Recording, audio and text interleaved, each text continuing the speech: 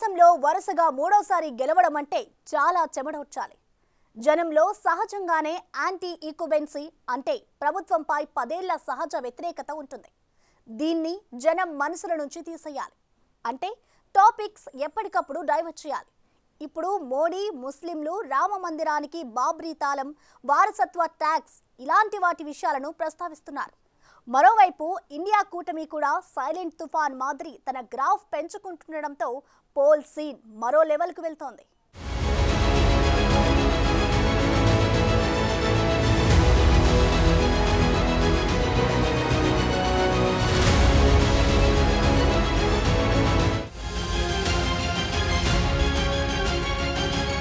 ఎన్నికలు గెలవాలంటే వ్యూహాలు అవసరం. వాటిని అమలు చేయటం ముఖ్యం. అందులో కొంత అదృష్టం కూడా కలిసి రావాలి. కథ అనుకూలంగా మారాలి, అనుకూలంగా మార్చుకోవాలి. ఇప్పుడు కాంగ్రెస్ చేస్తున్నది అదే. దేశవ్యాప్తంగా ఈసారి గెలుపు కోసం బహుముఖ వ్యూహాలను అమలు చేస్తోంది. ఓవైపు మోదీ ప్రభుత్వం 10 ఏళ్లు ఉండడంతో వచ్చే సహజ ప్రజా వ్యతిరేకతను తమకు అనుకూలంగా మార్చుకుంటూనే ప్రత్యేకమైన టార్గెట్ పెట్టుకుంది హస్తం పార్టీ.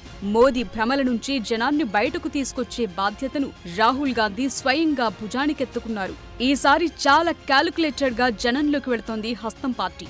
రాజస్థాన్, గుజరాత్, ఛత్తీస్గఢ్, హిమాచల్ ప్రదేశ్, ఉత్తరాఖండ్, మధ్యప్రదేశ్, అసోం వంటి రాష్ట్రాలలో దాదాపు 150 స్థానాల్లో బీజేపీ, కాంగ్రెస్ మధ్య డైరెక్ట్ ఫైట్ ఉంది.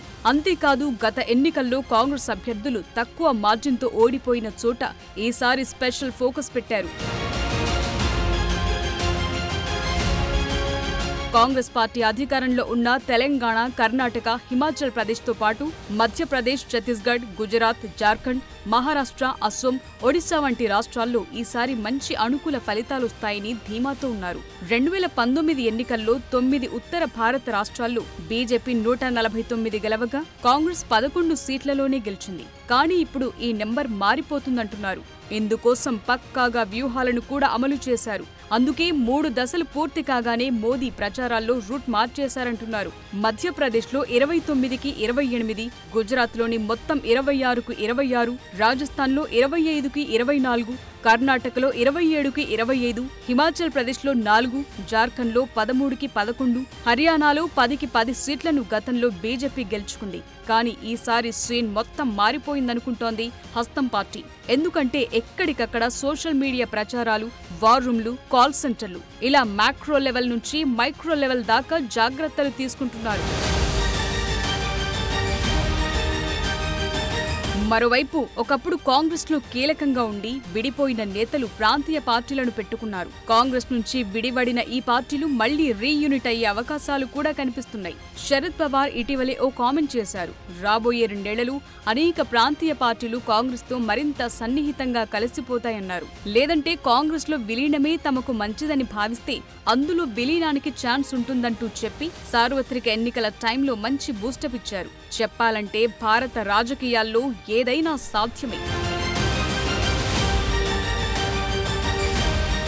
ఈసారి సోనియా గాంధీ ప్రచారాలకు దూరంగా ఉన్న వీడియో సందేశం రూపంలో జనం ముందుకొచ్చారు. చివరగా తెలంగాణ అసెంబ్లీ ఎన్నికలకు ముందు తుక్కుగూడ ఎన్నికల సభలో సోనియా పాల్గొన్నారు. తాజాగా సార్వత్రిక యుద్ధం జరుగుతున్న సమయంలో వీడియో రిలీజ్ చేశారు.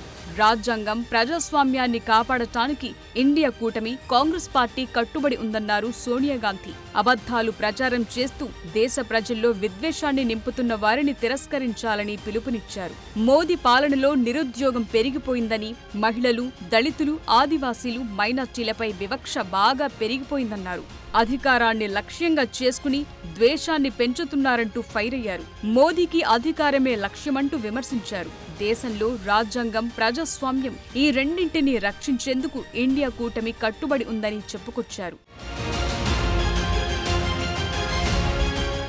ఇక బీజేపీకి కొన్ని రాష్ట్రాల్లో సీట్లు సాధించడం చాలా టఫ్ గా మారిపోయింది. ఓ లెక్క ప్రకారం సౌత్ ఇండియాలోని 130 స్థానాల్లో 100 సీట్లు ఇండియా కూటమికే వస్తాయని ఆ పార్టీలు లెక్కలేసి మరీ చెబుతున్నాయి. 2014లో లోక్సభ ఎన్నికల ప్రచారం హైపిచ్ కు చేరుకున్న టైంలో నరేంద్ర మోదీ కాంగ్రెస్ ముక్త భారత్ అంటూ ఓ పిలిపిచ్చారు. కానీ ఇప్పుడు కాంగ్రెస్ సహా వారి కూటమి పక్షాలు బలపడటంతో రూట్ మార్చేశారు. తాజా ప్రచారాల్లో ఆ మాటే ఎత్తటం లేదు మోదీ. ఈసారి లోక్సభ ఎన్నికల్లో ఏకంగా 400 సీట్లు ఖాయమని ప్రధాని మోదీ పదే ప్రచారాల్లో చెబుతూ వస్తున్నారు. కానీ ఎన్డీఏ ఆ మార్కు చేరుకోవాలంటే ముఖ్యంగా దక్షిణాది రాష్ట్రాల మనసు గెలుచుకోవాలి.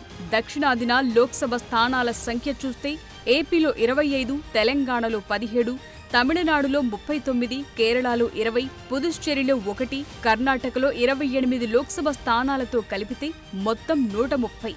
హిందీ మాట్లాడే రాష్ట్రాల్లో 2019 ఎన్నికల్లో బీజేపీ ఏకంగా 185 ఎంపీ స్థానాల్లో విజయం సాధిస్తే కాంగ్రెస్ మాత్రం కేవలం 5 సీట్లను మాత్రమే గెలుచుకోగలిగింది. అదే సమయంలో సౌత్ ఇండియాలో 130 లోక్సభ స్థానాలుంటే బీజేపీ కేవలం 29 ఎంపీ స్థానాలను మాత్రమే గెలుచుకుంది. అందులోనూ కర్ణాటకలోనే 25 ఎంపీ సీట్లు, మరో 4 తెలంగాణలో గెలిచింది. అంతే.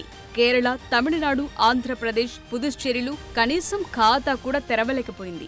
ఇప్పుడు కాంగ్రెస్ నేతలు చెబుతున్నదేంటంటే సౌత్లో 130 సీట్లలో 100కు పైగా తామే గెలుస్తామంటున్నారు. సో కమలం పార్టీకి సవాల్ అలాగే ఉండిపోయింది. ఈసారి రాహుల్ చేపట్టిన భారత్ జోడో యాత్ర చాలా ప్రభావం చూపిస్తోందంటున్నారు. స్వతంత్ర భారతదేశ చరిత్రలో ఎవరూ కన్యాకుమారి నుంచి కశ్మీర్ వరకు పాదయాత్ర చేయలేదు. ఇది జనంలో సైలెంట్ ఎఫెక్ట్ చూపిస్తుందంటున్నారు. సో ఎవరి లెక్కలు వారివే, ఎవరి ధీమా వారిదే. రెండు వైపులా ప్లస్ పాయింట్లున్నాయి, అదే సమయంలో మైనస్ పాయింట్లు కూడా ఉన్నాయి. ఫైనల్ గా అధికారంలో ఉన్నవారి మాటల కంటే ప్రతిపక్షంలో ఉన్నవారి మాటలను జనం ఎక్కువ రిసీవ్ చేసుకునే అవకాశం ఉంటుంది. మరి ఈ లెక్కన ఎన్నికల భారతం సరికొత్త చరిత్ర సృష్టించేందుకు సిద్ధమవుతోందా? జూన్ 4న అసలు లెక్కేంటో తేలిపోనున్నాయి.